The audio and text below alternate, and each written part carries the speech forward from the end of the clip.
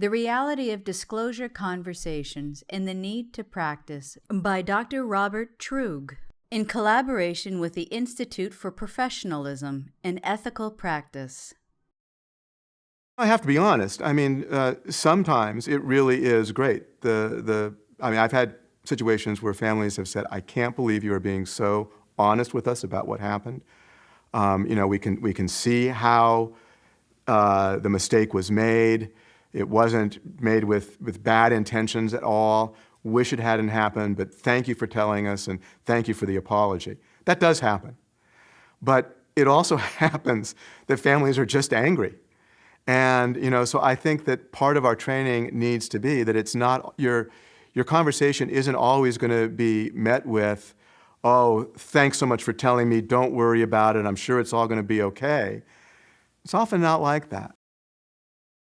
Shortly after we had begun our work, I did have a situation, I won't go into it in detail, but it was a really trivial error.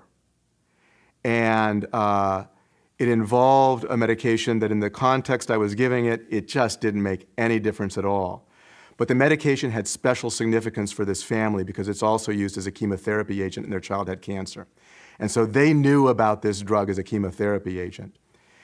And I made a kind of an offhand comment. I thought, we're going to be transparent here. So I make this offhand comment that we got the dose of this thing wrong, but don't worry about it, it doesn't make any difference.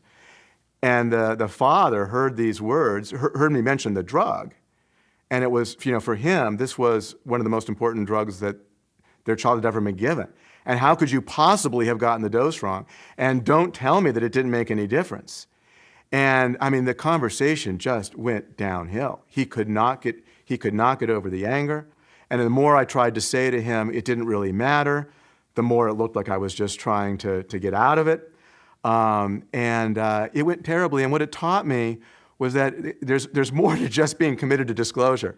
You got to know how to do it well, and you got to think about how families might hear words, and that there's a skillful aspect to this, which is really, really important.